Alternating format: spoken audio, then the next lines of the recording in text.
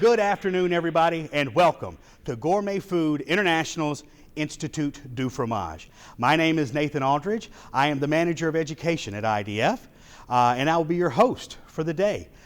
This is our very first virtual IDF. Normally, for those of you who have participated, I know we usually get to spend time together, eat cheese together, share knowledge, and share our passion for cheese. But of course, the way the world is right now, we can't do that. So we thought that, why don't we bring the cheesemakers to you? Now, we don't have all day, but we've got an hour and a half. So we're going to pack as much fun and as much information in here as we can. And today we're going to be visiting with two great American cheesemakers. We're going to be talking with Sweetgrass Dairy and with Brook Farm. They're going to take us on a behind-the-scenes tour of their farm, of their cheese-making facilities, and of their aging facilities. It's going to be great. You should have also received a tasting kit if you've signed up. So right now, if you haven't done it, is a great time to go ahead and start opening that up, start cutting the cheese, if you will, and getting ready, because within an hour, Brewster McCall and I are going to lead you all in a live tasting and pairing event. So I hope you stick with us and learn something new. And right now, I'm going to go ahead and pass this over to Jessica Little at Sweetgrass Dairy. Hey, Jessica. Hi, Nathan. We are here at Green Hill Dairy, which is my parents' original rotational grazing style dairy, and of course the inspiration for our most popular cheese. But as you can see here behind me, we practice farming in a New Zealand rotational grazing style. So this herd of cows, they were milked this morning, and now they're just lounging around, hanging out, eating this beautiful grass until it will be time to milk this afternoon. Every 12 hours, so after every milking, they are moved to a new pasture. So you can see they're all divided by this very thin electrical wire. And you can see the future pastures here. So Clay will be measuring the grass height and trying to determine the best pasture for them to move into next. And then he can make that decision usually 3 days out. He'll know exactly which pasture they're going to. So a big question is, what kind of cows do we have here at Green Hill Dairy? And it's a great question. We originally started with 100% Jerseys, but over the years, we've done a lot of crossbreeding. So the goal is that all the cows are roughly 50% Jersey, but then have some Holstein, some New Zealand Friesian, some Ayrshire, Norwegian Reds, and even some beef breeds like Limousin and Senepol and some Normand from France. You can see these cows, they're roughly 1,200 pounds, which is about the size that works the best in these systems. They don't beat up the grass too much, they don't compact the soil, but they're still able to give a lot of milk. A typical Holstein could be 2,000 pounds, so you can see these are actually quite a lot smaller than that. So here, Nathan, I think one of the most unique aspects of the way that we farm is how we raise our baby calves. So as you can see, this is our newest group of baby calves that are getting to spend their entire lives out here on grass in groups. So cows are herd animals and they love being together. They get really lonely if they're by themselves. And in a conventional model, most calves are raised individually in tiny little hutches or little pens where they don't have any interaction with the other calves. And they do this primarily to keep them physically healthy, because as you know, when you send your kid to daycare, they're exposed to more things.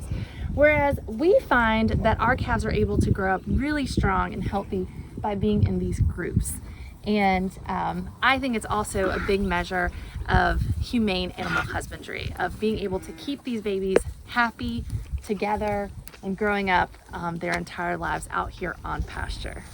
So here we are in an ungrazed paddock, or there's no cows out here. And when people ask me what makes Sweetgrass Dairy cheeses so special, really the key indicator is the way that we farm and where we are. So we can keep our cows on grass year round, and my dad and Clay have told me that you need 50 degrees in order to grow grass, and our average annual temperature is 67 degrees, and we have unlimited water because we sit on top of the Floridan aquifer. But that being said, we do grow some different grasses in different seasons. So what do we have here? What are we grazing now? Right now, we are grazing ryegrass and clover. Typically in years past, we would have oats blended. It didn't work out this year. Cows really love oats, but there's nothing wrong with ryegrass. We grazed this recently, but I can show this to you. This is ryegrass. This is red crimson clover. And if you see here, this is our summer grass that we planted into. So this is just dormant. This is going to come back. This is going to start greening up in April and May, and by June it's going to be, so literally we're going to go straight from this grass to summer grass without stopping our rotation. So And this is no-till, right? Right. No, I apologize. So this is no-till. That's right. We don't want to interrupt the soil. We don't want to Release any organic matter. What we have works. So we want to keep what we have alive and well and let it flourish. So we just throw the seed out. Incorporate it in the ground, and it pops out after we get a rain or some irrigation. So what do you love about winter feed, this wintertime feed stuff? The beauty of winter feed, you plant it in September, and you never stop the rotation. 30 to 40 days later, it's majority of your feed is your oats, ryegrass, and red crimson clover. We have a little bit quicker rotation then, because it's really not growing as much as it would now. The peak is in March, and it slows down in April. By the end of April, it's pretty well spent, and you're grazing your summer grass. So super lush, super soft. You can actually crush a leaf in your hand, a blade of grass in your hand, and smell it. It smells sweet. Yeah. So cows like wintertime feed. That's right. If you ever watch the cows go past the concrete, we put the grain chop, they'll stop. They'll stick their nose over the fence, and they're just, they love the smell. They love it. So I love the smell. Oh yeah. So we get lucky to get about 6 months of this feed, and then summer grass. Native, we let our native grass come up. I call it feed. Native Tifton 85, which Dad planted. It's a Bermuda grass. It's a Bermuda grass. Then we have native Bermuda, which it doesn't produce a tonnage that we like. And then the bee's knees is the crabgrass, which is similar to a buffalo grass. Super lush. Again, it's very similar to ryegrass oats, where you can soft, crush it in your hand, smell it. Smells sweet, soft. Cows will, if you follow the cows, you can just look at the paddocks. You can see where the crabgrass is, because it's going to be eaten to the ground. They love it. They absolutely love it. And this is even better quality than the crabgrass. So as you can tell in that paddock, they're really not working that hard. They're just living. They really haven't burned that grass down, and in 3 hours they'll be on a new paddock. Effie's is the taste of tradition from our generations-old family farmhouse recipe. Today, we continue to explore new recipes and exciting flavor combinations.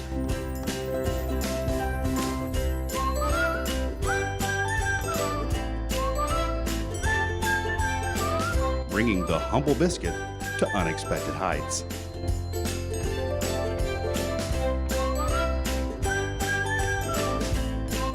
Whether it's enjoyed on its own or in a pairing, or even incorporated into new and exciting dishes, Effie's Homemade honors a rich farmhouse tradition and continues the spirit of sharing simple pleasures.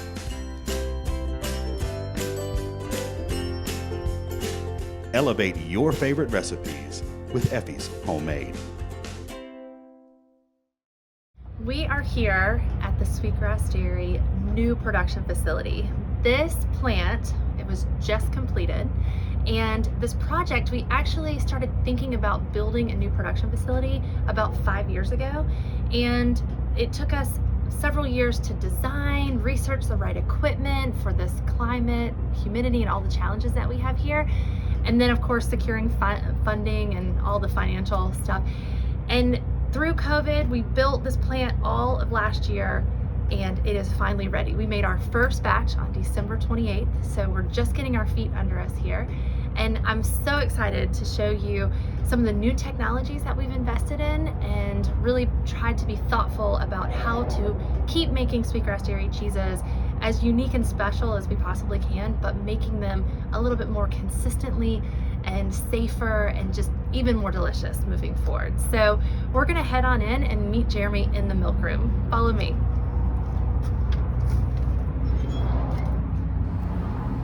Hi, welcome to our milk room. This is Jeremy, my husband and cheesemaker extraordinaire here at Sweetgrass Dairy. Okay. And he's gonna walk us through the flow of milk through this room into the processing room. Hey guys, so this is the milk room in our new processing facility. It's a whole lot of stainless pipes and lots of different new equipment. But over here on my left, this is the silo alcove. So I know Jessica pointed out our silo, and this is what it looks like from the inside. And so basically milk comes in this way, comes up through this elbow, and then we'll go where this hose is connected, we'll go into the silo. We can hold 10,000 gallons. So that's about 86,000 pounds of milk, which is a whole lot of milk. Up to this point, we've only actually received about 1,000 gallons. We're on our second day of production today, which we'll see in just a minute. But basically milk is stored in here, and then we can walk over here to this is basically the control panel for our HTSD. So this is how we, whenever we want to heat milk up or pasteurize, this is basically how we control it. So we've got several different visualizations here that we can look at. So like for example, this is milk receiving on here. You can see there's the milk that we have. It's showing that we have 50 pounds of milk in there, which is actually water because I started cleaning it just a little while ago. But basically I can control how much milk comes out of the silo and then also where it goes from this panel. And then basically through this network of stainless steel pipes, the milk will traverse down along the wall, go through the wall, and that's how it gets into our actual production room.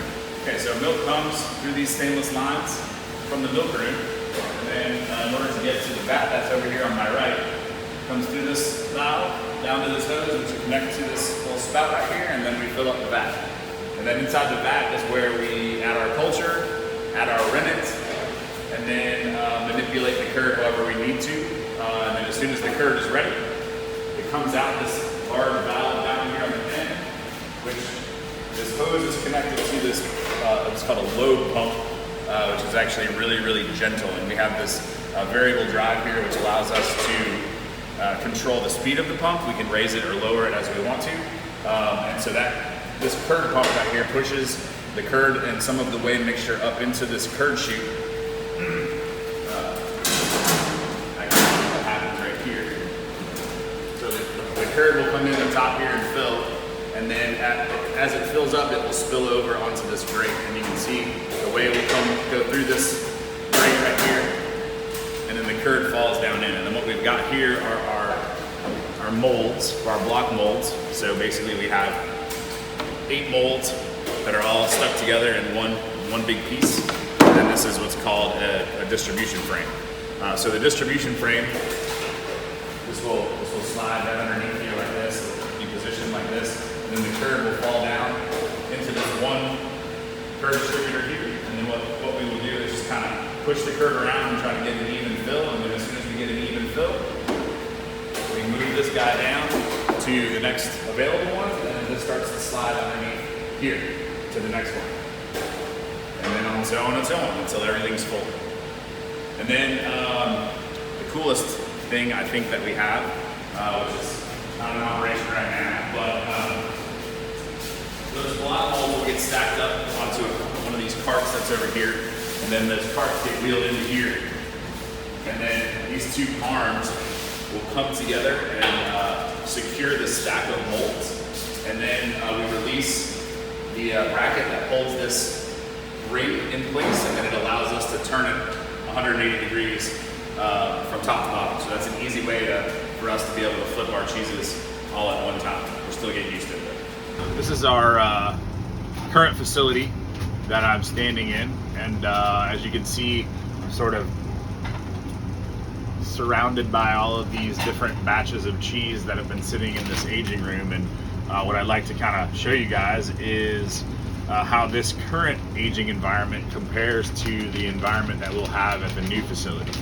So, you know, this is a very tall room, which is roughly the tallest room that we have in the current facility. Most of the other aging rooms are a good three feet shorter, if you will, but we're able to stack cheeses pretty much all the way to the ceiling.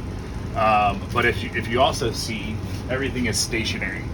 The airflow in this particular room is very minimal compared to the noise level in the new facility, but the difference is that we have much more control in the new facility with that noise level, strange as it might seem. But every shelf that's in here is stationary. So if we want to move it, we have to take all the cheeses off of it, and then we have to break all the shelves down, and the shelves get cleaned, and then it gets brought back in here. So there's quite a bit of labor that happens in order to keep this particular environment the way that it is. But the most critical factor is the level of humidity control that we have, which is pretty much none. So in order to control humidity, you've got to have the ability to put very, very fine particles of moisture into the environment and be able to control it and measure it and then balance it. And so we just have very standard refrigeration units that you would find in any really any florist. We've got what we call low volume air handlers in here, so it's not as strong as you might see in like a restaurant walk-in cooler, but more of something that's a little more delicate, like a florist. So that's kind of the extent of the technology, if you will. So we don't really have a way of controlling humidity. So actually what I'd like to do is show you guys an example here in just a minute of Asher Blue. So if I kind of come down this way, you can see we've got a batch of Asher Blue here on a shelf, and you can see that it's actually been put into a vacuum bag. Now, don't be confused that it's not actually vacuum sealed. It's just in a bag that has been sealed. It has not had a vacuum pull on it. So the environment is basically controlled. So blue cheese needs a very high humidity. And so in order to achieve that in our environment, because we don't really have control of the humidity in here, we started putting blue cheese in bags to be able to keep the moisture level high enough to keep the blue mold from drying out. So those of you that have had Asher Blue, say 3, 4, 5 years ago, might recall that it was extremely inconsistent, and a lot of times it would have kind of a grayish or brownish color to some of it because of the fact that some batches would just end up getting dried out the longer that they were in our environment. But a few years ago, we started putting these bags on them and sealing them, and that's what we've been doing ever since. But in the new facility, the humidity controls that we have allow us to not have to put bags on them. At least that is the goal. So that's kind of our target as we move forward. Mallory and I are here in one of our new aging rooms in the new facility. Behind me here, we've got 2 different batches of Thomasville tome that we've been playing with. We haven't been making a lot of cheese here at the new facility. We're trying to be very deliberate and diligent and mostly about data collection. So this one over here to my far right is a batch of Thomasville tome that was made several weeks ago. And then here we have a batch of Thomasville tome that was made about a week later.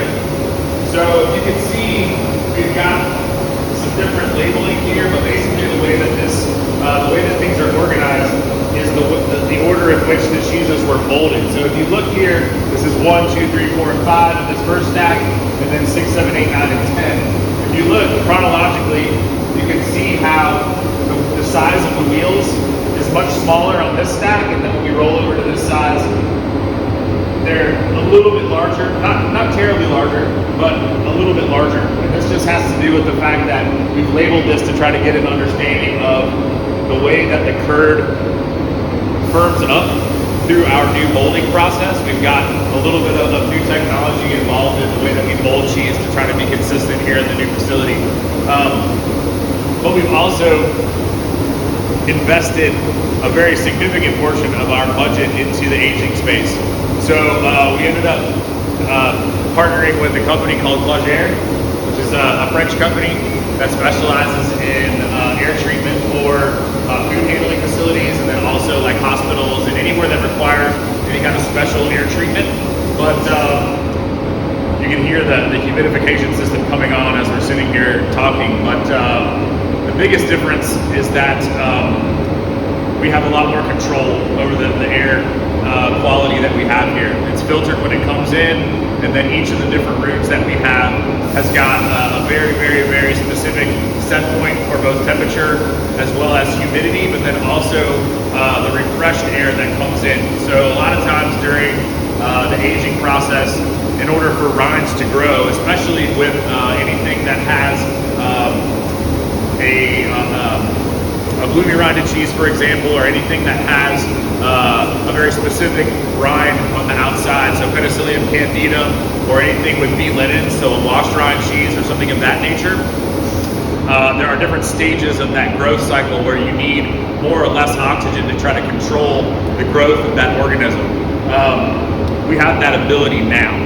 In the previous facility, we had rooms and we basically had refrigeration. We didn't really have a means of controlling humidification that was consistent. I think consistency is the biggest thing here for us, is that our goal here at the new facility is to try to figure out how to be as consistent as possible for not only the predictability of the consumer, but also for the sanity of our team. You know, being able to say that the milk that's coming in, we know what we can expect from it, and we know what it should look like at certain phases. Having the technology to be able to do that is really exciting for me, and I really look forward to sharing that with you guys in the future.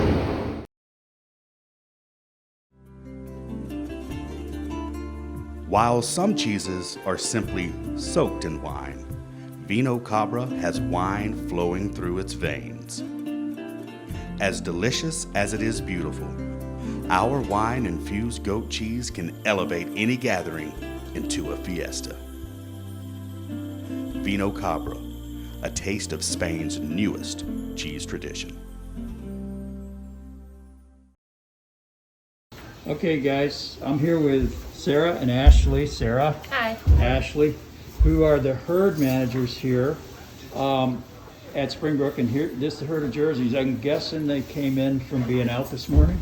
Is that right? Yes. You guys just Yep, they go out every morning and play out in the snow in the winter, and then in the summer they go out in the pasture every day. Yeah. And so how many are milking right now? Let's get a look at the feed here. We're milking 42 currently. The barn holds 42 plus the 2 maternity pens. Yeah. And we milk them 2 times a day at 3:30 in the morning and 3:30 in the afternoon. Yeah. 12 hours apart. And so what can you tell me about this hay? It looks like first cut, This is second cut, second cut. dry hay.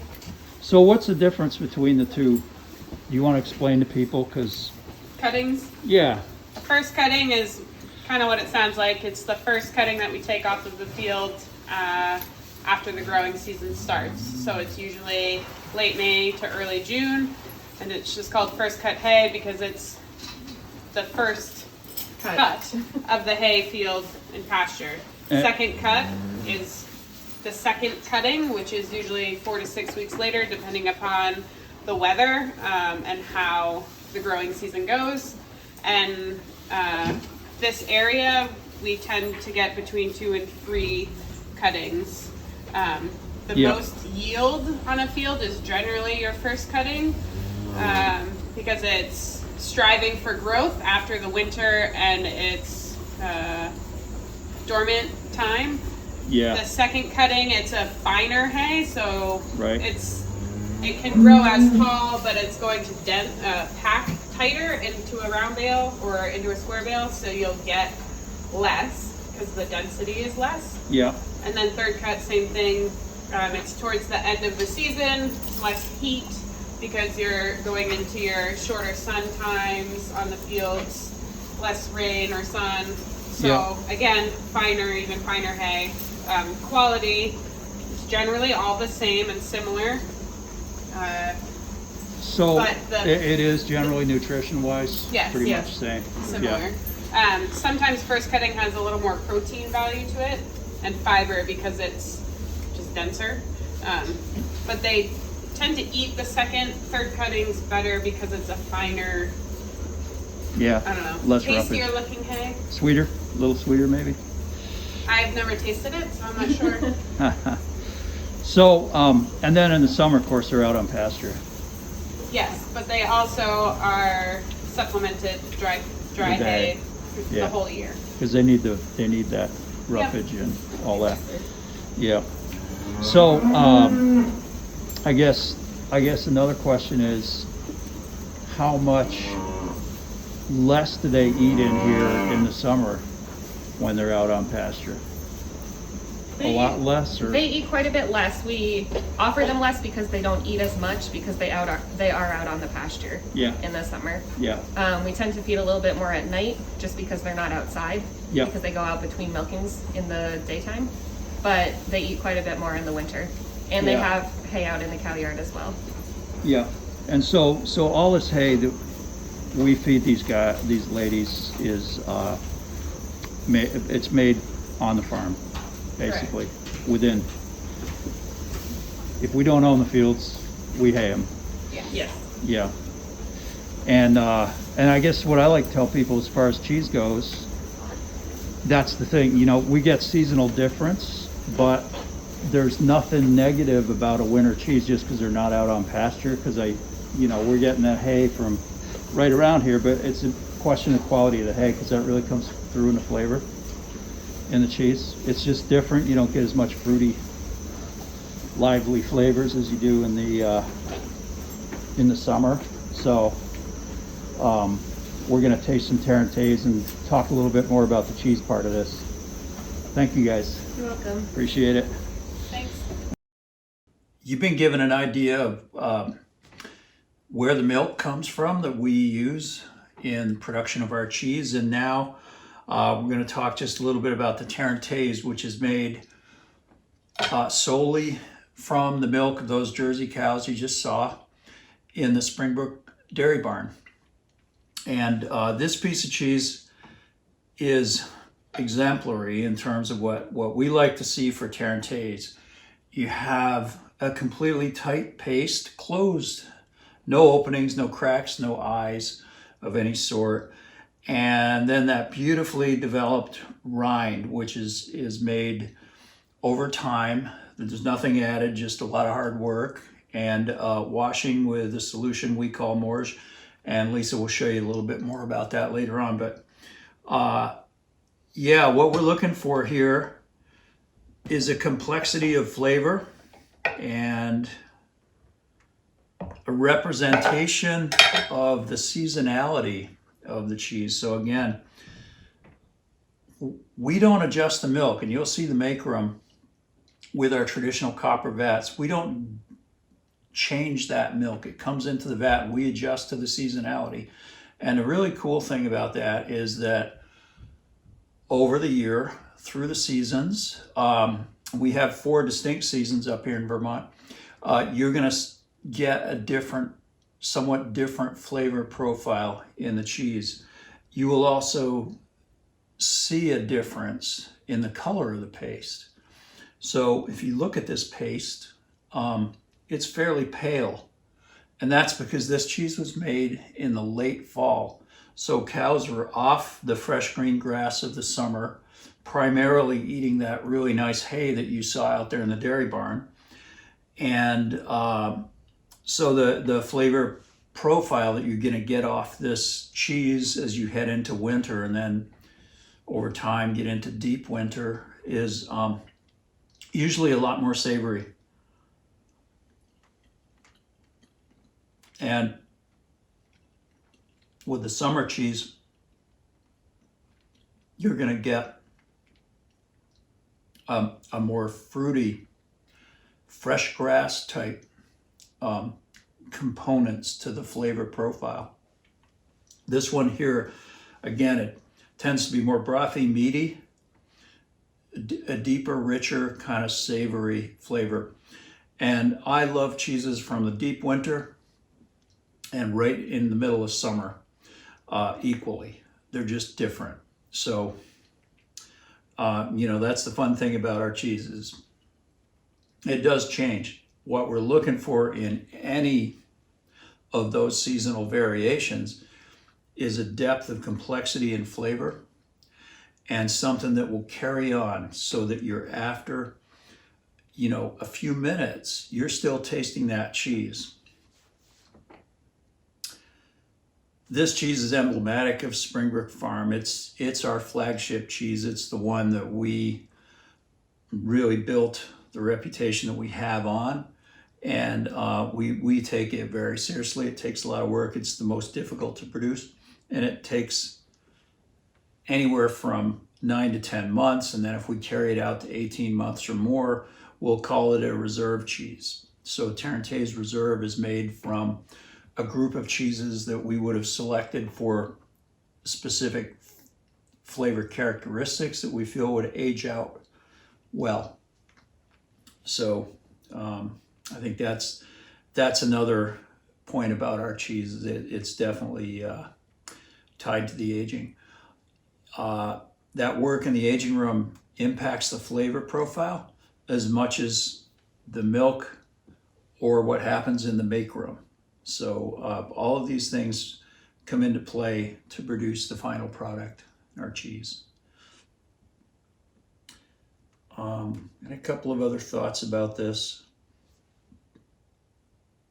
One of my favorite experiences when I've been in stores doing demos over the year is to have, back when we were able to do that, was to have a customer walk by, pick up a piece of cheese, taste it, not say a word, really not want to talk, be in their own world, head down the road, come back 5 minutes later, maybe 10, and they'll say, "What was that cheese you just gave me? What was that cheese there?" And I'll explain, and they'll say, "Man, that's really good." And they're still tasting it, just like I'm tasting that cheese right now. Still, it's carrying on, and that is when we know we've got a really nice piece of Tarentaise. It's that follow-on flavor experience. All right, thanks a lot. Great recipes include great cheese. Great cheese and butter comes from great milk, and great milk comes from happy, healthy animals. And the quality of our milk shines through in every bite.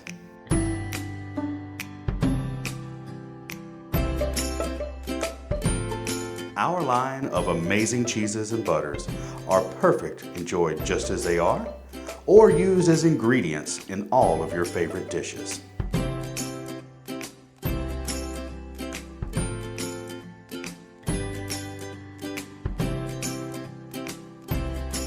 While enjoying our products, know that you are supporting local families and the working rural landscape that characterizes the flavors of Vermont.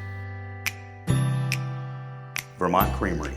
You can taste the love in every bite.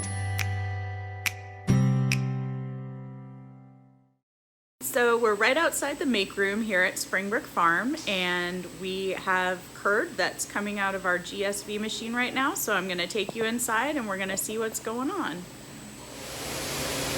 All right.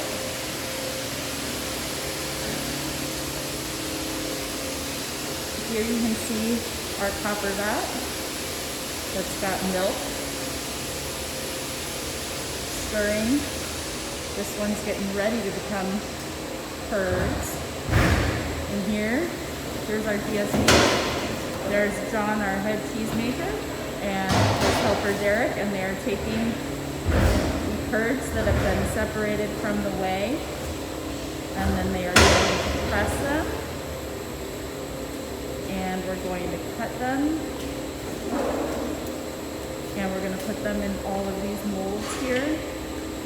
These are the molds for the cheeses.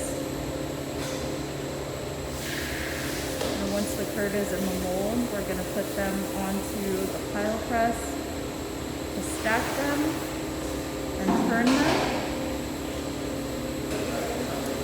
So here they are.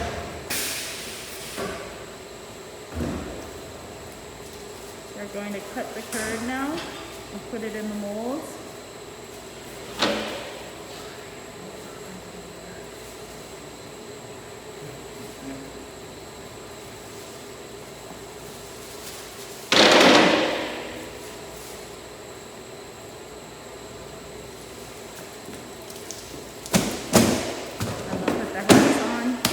They'll let that sit and drain on the table for a few minutes, and then it'll get put onto the pile press while it'll press even further and get turned before it gets put in the brine tank.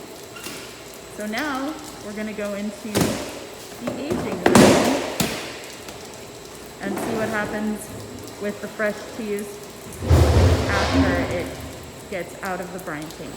So now we're going into the aging room, and I'm going to give you a little tour of the 5,000 cheeses or so that are hanging out in here in various states of aging, and we can take a look. Okay, so we're going to take a look at the Redding that's here.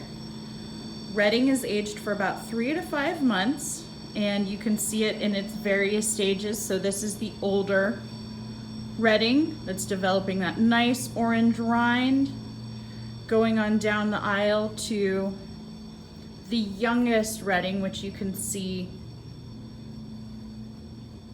what happens more or less right after it comes out of the brine tank. So we turn everything and wash it by hand, and it gets washed 3 times a week when it's younger cheese, and we wash it with morge and brine. So the morge is a combination of cultures and brine, and that helps impart those brevibacterium linens, those B linens, that give it that nice washed, funky, meaty flavor.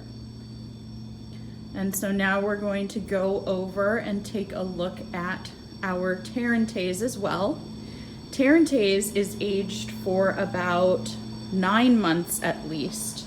So you can see how in the aging process, its rind gets even more developed, nice, thick, kind of firm Alpine style cheese. And the Tarentaise is our own farmstead cheese, so it's made only with milk from Springbrook Farm. Whereas the Redding is made with milk from our partner farms from Jericho Hills and Fox Valley Farm.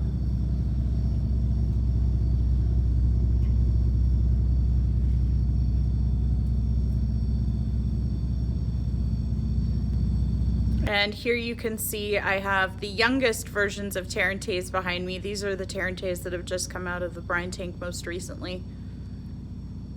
So you can see the nice contrast between the fresh cheese and how it develops that beautiful rind as we turn it and wash it by hand. Thanks so much for joining me in the make room and the aging room.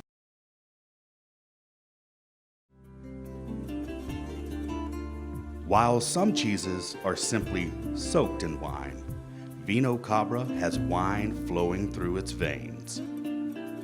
As delicious as it is beautiful, our wine-infused goat cheese can elevate any gathering into a fiesta. Vino Cabra, a taste of Spain's newest cheese tradition.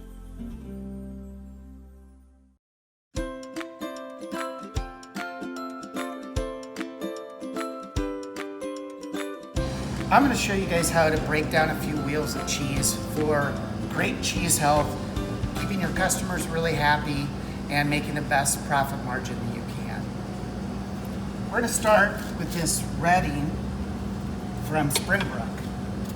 This is a very large format cheese. It's almost 16 inches in diameter.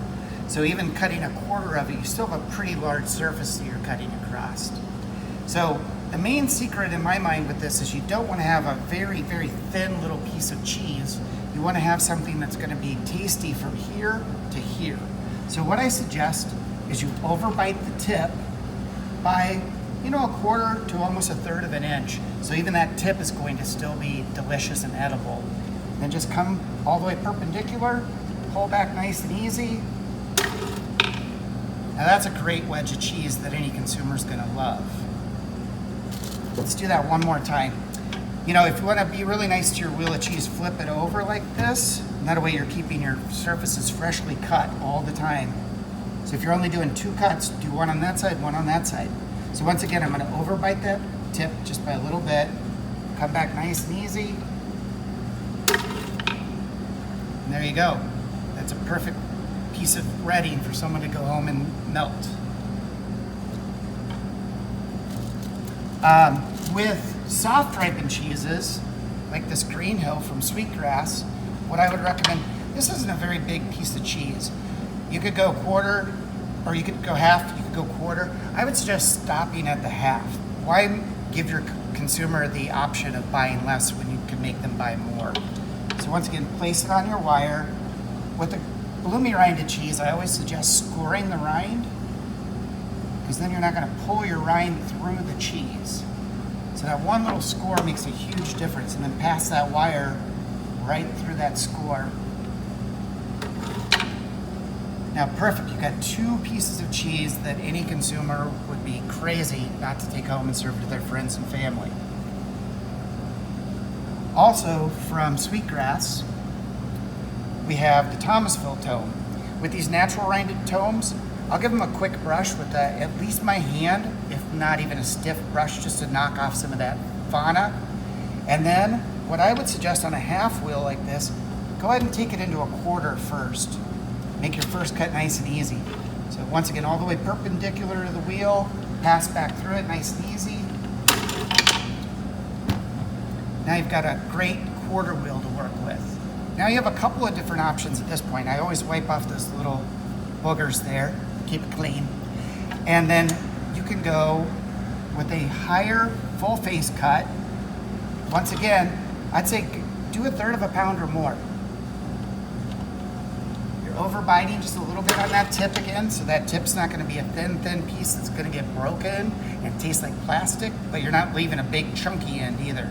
But that whole piece of cheese should taste great when you serve it today, tomorrow, or the next day. Another nice option with a wheel like this is you can do what I call a belly cut, and you go horizontal through it.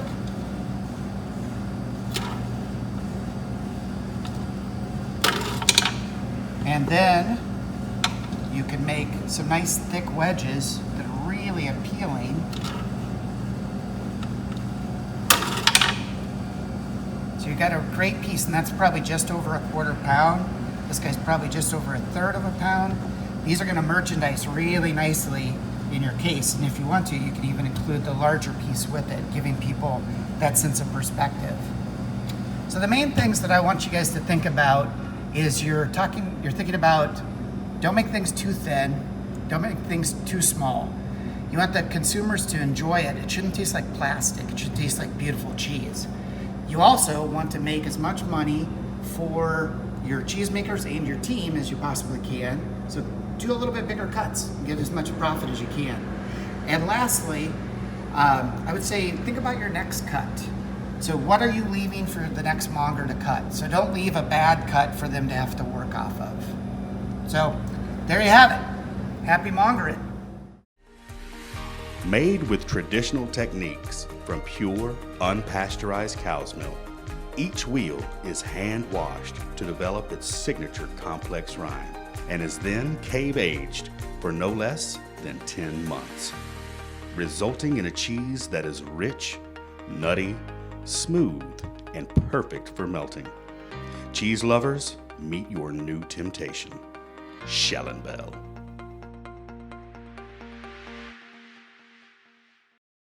Good afternoon and welcome to the Test Kitchen here at Gourmet Foods International Atlanta office. I'm Ken Graham, I'm the Corporate Executive Chef for Gourmet Foods. What we're going to do today is I'm going to show you how to make a Schellenbell fondue. This is a super easy dish. This is fondue season. So let me start off by showing you the amazing way that this shell and bell will perform in a fondue. First thing is we have some McCall wine with some garlic simmering away in this pan. That's going to accentuate the oils that are in that garlic. Next, we're going to add a little bit of pepper, some clove, and we're just going to stir that in. And the next thing we're going to add is our shell and bell to the wine. Now this is going to melt fairly quickly. Have it about on a medium heat. You want to stir constantly while you're doing this process. And it's already coming together. Beautiful. About halfway through the melting process, we want to go ahead and add cornstarch. Cornstarch is going to act as a thickening agent for this process. Oh, it's beautiful. Yeah, this is going to be gorgeous. So as you can see, we've already got a beautiful, nice, creamy fondue going. So we want to watch our heat, make sure we don't have too much heat on it while we're mixing. Of course, when I make a fondue, I prefer to use a spatula instead of a whisk. That's just my personal preference. Wonderful, we are there. That is it. And so with that, into our fondue container, we're just going to transfer over.